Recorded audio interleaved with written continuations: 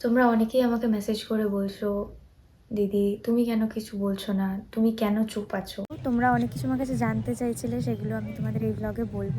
মনটা যখন খারাপ থাকে একটু ঠাকুরের কাছে যাই। Hello everyone, welcome back to my channel. তো গাইস, আমি জিয়া আর তোমরা দেখছো ভারতীয় অফিসিয়াল। আর আমার চ্যানেলে সবাইকে অনেক অনেক স্বাগত।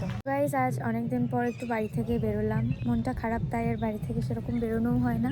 তো একটা বান্ধবী বললো চল মায়াপুর থেকে ঘুরে আসি। ভাবলাম মন খারাপ করে বাড়িতে বসে থেকে সত্যি কোনো লাভ নেই, তাই বেরিয়ে গেলাম। দেখলাম সবার মাঝে থাকলে মনটাও ভালো লাগবে। তো তোমরা ব্লগটা স্কিপ না করে পুরোটা দেখো। তোমরা অনেক কিছু আমার কাছে জানতে চাইছিলে, সেগুলো আমি তোমাদের এই ব্লগে বলবো। তো ট্রেন চলে এসছে, চলো দেখতে থাকো। 1-2 ঘন্টা ট্রেনে বসার পর ফাইনালি আমরা নেমে গেছি বিষ্ণুপ্রিয়া স্টেশনে। এখান থেকে টোটো ধরবো, দিয়ে তারপরে ঘাটে যাব। তো ভাবলাম যে মনটা যখন খারাপ থাকে একটু ঠাকুরের কাছে যাই, ভালো লাগবে, তার জন্য বেরিয়ে গেলাম আর কি। তো তারপর আমরা চলে গেলাম ঘাটে, অ্যান্ড মা গেল টিকিট আনতে।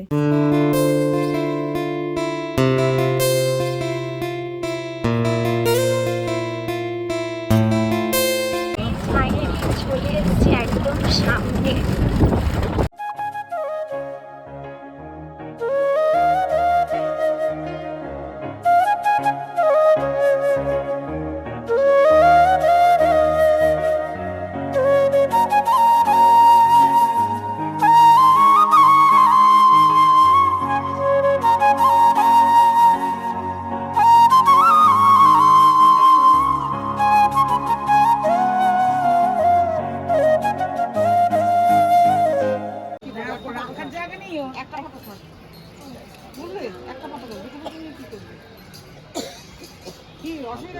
কিচ্ছু অসুবিধা নেই, তুই একটা কথা বলছিস কেন?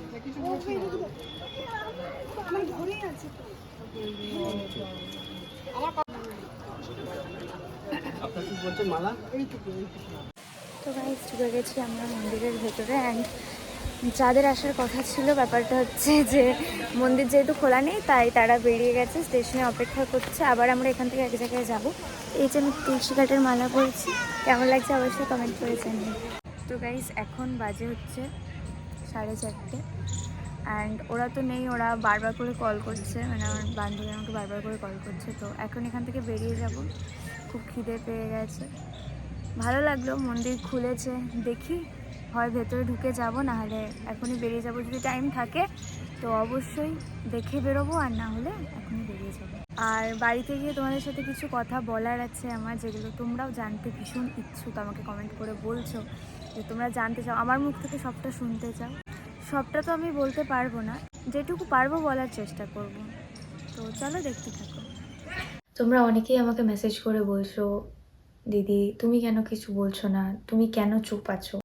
তো তাদেরকে একটা কথাই বলতে চাই, কি হবে বলো কিছু বলে, কোনো কিছু তো আর পাল্টাবে না। তোমরা সবাই সবটাই জানো, তো এখানে আমার আর নতুন করে কিছু বলার নেই। তবে একটাই কথা বলবো, যে প্র্যাঙ্কটা হয়েছে সেটা হয়তো তোমাদের ওপর হয়নি, আমার ওপর হয়েছে। যাই হোক, এসব নিয়ে আমি আর কোনো কথা বলতে চাই না।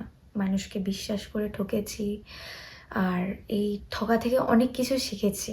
আর একটা কথা বুঝতে পেরেছি, যা হয় ভালোর জন্যই হয়। আর সব থেকে বড় কথা হচ্ছে, একজন মা তার আল্লাহর কাছে দোয়া করেছে যেন আমি সুখী হই, আর মায়ের দোয়া কখনো বিফলে যায় না। সো যে যাকে নিয়ে ভালো থাকতে চায়, সে তাকে নিয়ে ভালো থাকুক। এই কদিনে অনেকে আমাকে মেসেজ করেছো, মেসেজ করে মেন্টালি সাপোর্ট করেছো, তো তাদেরকে থ্যাংক ইউ বলে ছোট করবো না। তো সবার জন্য অনেক অনেক ভালোবাসা রইল। আর ফায়দার কথাটা হলো এই যে, কে কার থেকে ফায়দা নিয়েছে এটা প্রোফাইল চেক করলেই বোঝা যায়, এটা বলার কিছু নেই। আর একটা কথা, কন্টেন্ট আমার কখনো দরকার পড়েনি। আজকে আমি যেখানে আছি পুরোটাই নিজে তৈরি করেছি আমার এই জায়গাটা। তো গাইস, এই টপিকে আর কোনো ভিডিও আসবে না। আর আমার যেটুকু বলার ছিল আমি তোমাদের বললাম। আমি চাই না কিছু করতে কেউটা বেরোক। তো এগুলোই তোমাদের বলার ছিল।